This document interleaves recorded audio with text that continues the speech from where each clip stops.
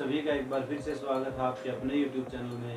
साथियों, आज हम राजनीति विज्ञान के बहुत ही महत्वपूर्ण विषय संविधान संशोधन के बारे में चर्चा करेंगे।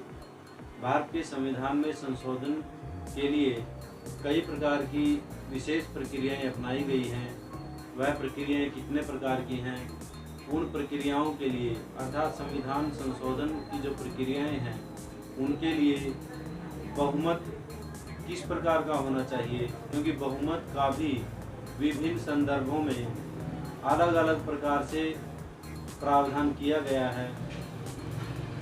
इन सब की चर्चा हम अपनी इस वीडियो में करेंगे। भारत के संविधान में संविधान संशोधन की प्रक्रिया का वर्णन संविधान के भाग 20 अनुच्छेद 368 में किया गया है। संविधान संशोधन की शक्ति संसद को प्रदान की गई है। संविधान में संशोधन की 3 प्रक्रियाओं का उल्लेख किया गया है।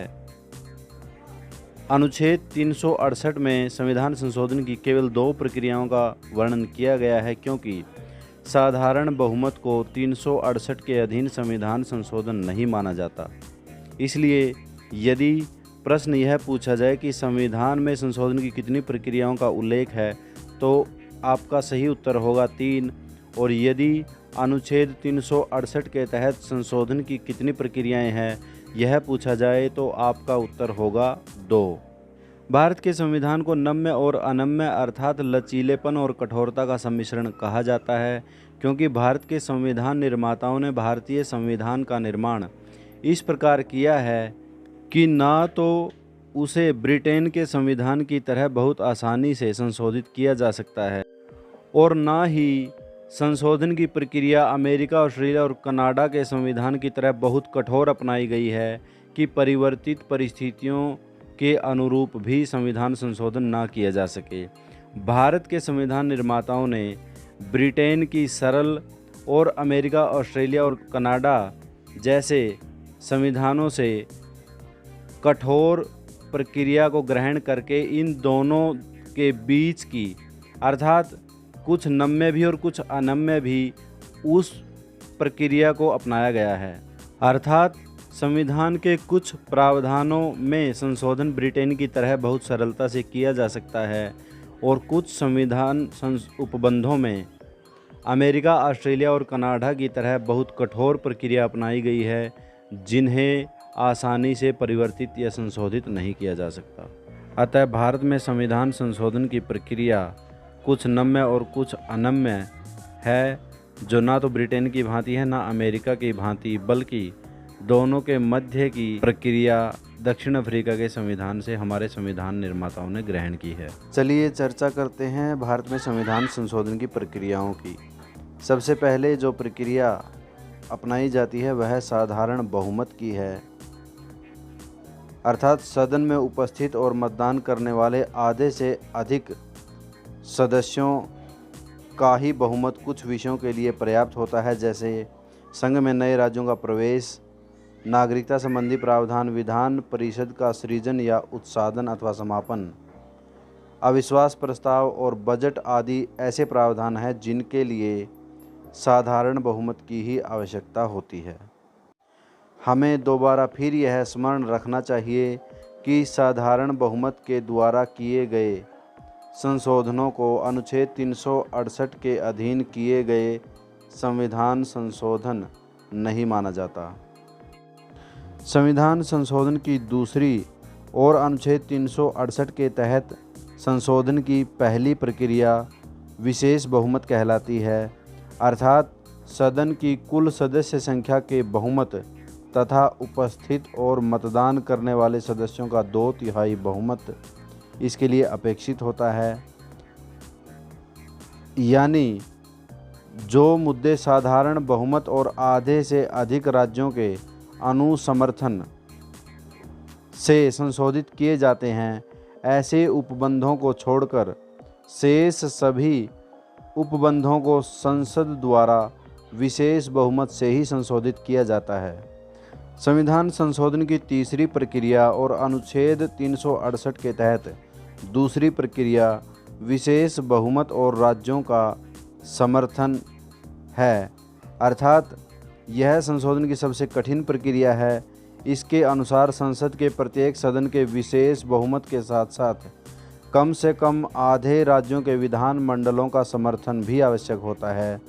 विधान मंडल से अभिप्राय किसी राज्य में विधान सभा एवं विधान परिषद है तो दोनों के अनुसमर्थन से है। इसके द्वारा उन उपबंधों का संशोधन किया जाता है जो संघात्मक ढांचे से संबंधित होते हैं, जैसे राष्ट्रपति का निर्वाचन, उसकी प्रक्रिया, संघ की कार्यपालिका शक्ति का विस्तार, राज्यों की कार्यपालिका शक्ति का विस्तार, संघ की न्यायपालिका, राज्यों के उच्च न्यायालय आदि। यहाँ स्मरणीय तथ्य यह है कि राज्यों के विधान मंडल द्वारा संविधान संशोधन विधेयक का समर्थन साधारण बहुमत से किया जाता है, 2/3 बहुमत से नहीं। संविधान संशोधन के लिए अपनाए जाने वाले साधारण बहुमत, विशेष बहुमत और विशेष बहुमत प्लस राज्यों के विधान मंडलों के अनुसमर्थन से संबंधित बहुमत और प्रावधानों को हम पढ़ चुके हैं। संविधान संशोधन के लिए इन 3 प्रक्रियाओं का ही प्रयोग किया जाता है। इसके अलावा कुछ विशेष प्रकार के बहुमत और भी हैं, लेकिन उनका संबंध संविधान संशोधन से नहीं है, बल्कि संसद अन्य कार्यों के लिए उनका प्रयोग करती है। उनके बारे में भी पढ़ते हैं। उनमें से एक है प्रभावी बहुमत, दूसरा है विशिष्ट बहुमत, जिसका वर्णन संविधान के अनुच्छेद 61 में है। प्रभावी बहुमत तब कहलाता है जब सदन की कुल सदस्य संख्या में से रिक्तियां घटाकर अर्थात खाली पद घटाकर जो संख्या बचती है उससे एक अधिक हो। अर्थात यदि राज्यसभा में 245 में से 15 पद रिक्त हैं तो प्रभावी संख्या आधे से एक अधिक अर्थात 230 का आधा 115 और उससे एक अधिक अर्थात 116 प्रभावी बहुमत माना जाएगा। विशिष्ट बहुमत, इसका प्रयोग राष्ट्रपति पर लगाए गए महाभियोग प्रस्ताव के दौरान किया जाता है।